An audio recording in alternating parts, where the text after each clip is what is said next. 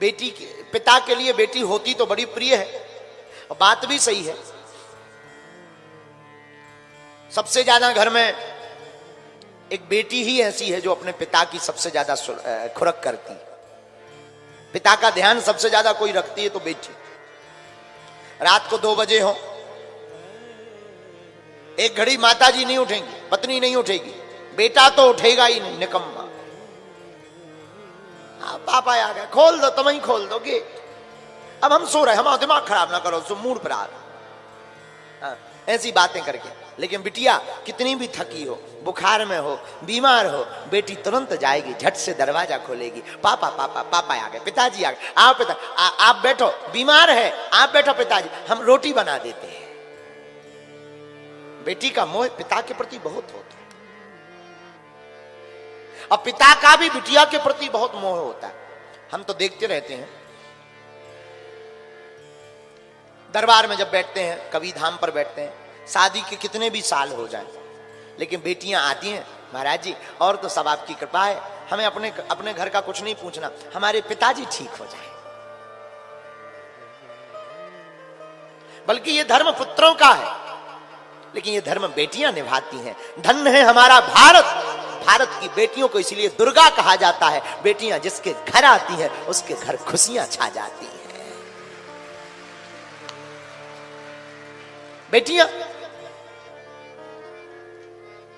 पुत्र तो केवल एक कुल का नाम रोशन करते हैं, लेकिन बेटियां तो दोनों कुलों का उद्धार करती हैं।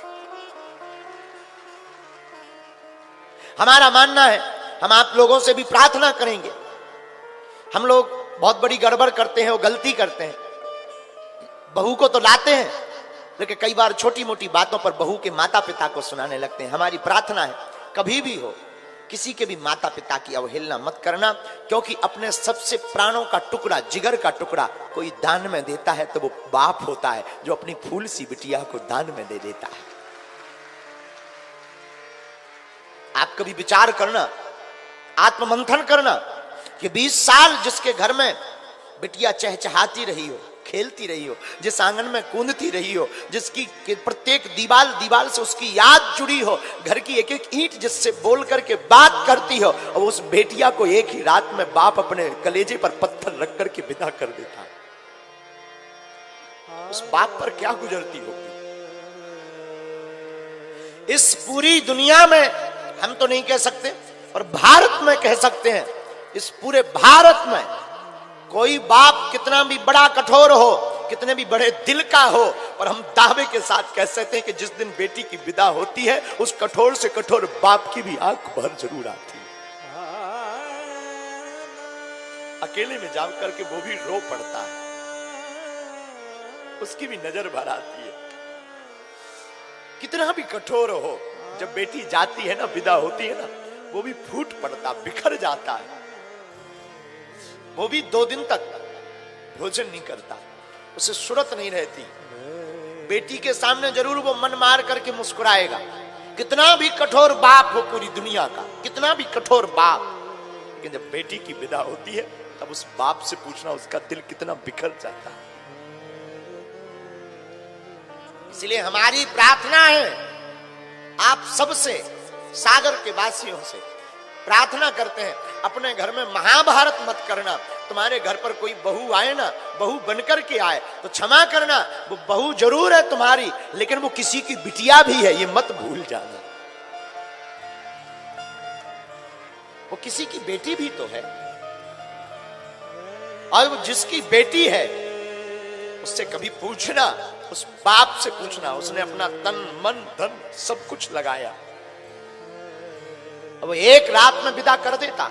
और हम लोग बारात से आकर के इतनी बुराइयां करते, अरे नमक को नहीं पूछा, पानी को नहीं पूछा, हमको चाय नहीं पिलाई, फूफा जी को कपड़ा नहीं दिए, अरे ये तो सब हाथ का मैल है, खाना पीना तो ये सब साफ चलता रहेगा। होटलों में जाकर के तुम सर्विस ले सकते हो, बहुत अच्छी सर्विस ले सकते हो 100 रुपया खर्च करके। लेकिन हम तुमसे प्रार्थना करना चाहते हैं हाथ जोड़कर, उस बाप के बारे में कभी तुम कल्पना करना जिस बाप ने अपनी बेटी के विवाह के लिए 1 साल पहले से सोना छोड़ दिया हो, जूता खरीदना छोड़ दिए हो, कपड़ा खरीदना छोड़ दिया हो कि हमारी बेटी की विदा में कोई कमी ना रह जाए। हम कपड़े नहीं लेंगे पर हमारी बिटिया के आने वाले रिश्तेदारों को कोई कमी नहीं होने देंगे।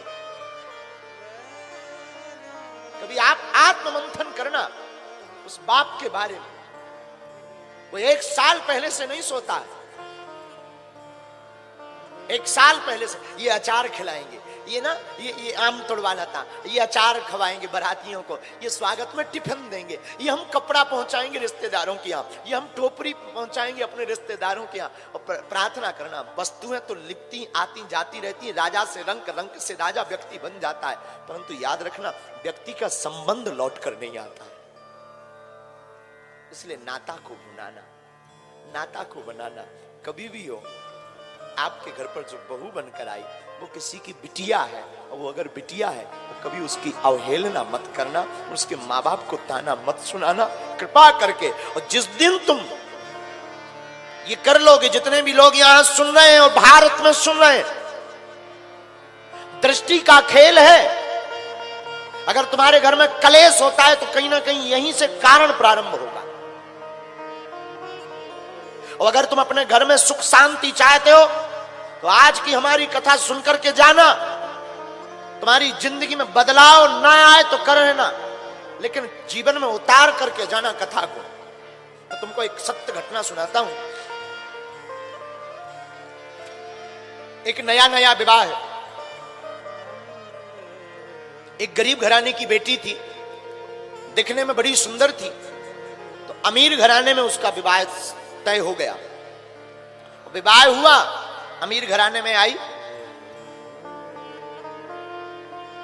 अमीर घराने में आकर के वो बड़ी प्रसन्न, घर वालों ने बड़ा स्वागत किया क्योंकि दिखने में बड़ी अच्छी, गुणवान थी, सुयोग्य थी, बड़ी सरल थी, बड़ी सहज थी। इसलिए लोगों ने, परिवार वालों ने, उस बच्चे ने, उसकी मां ने, सासू मां ने स्वीकार कर लिया।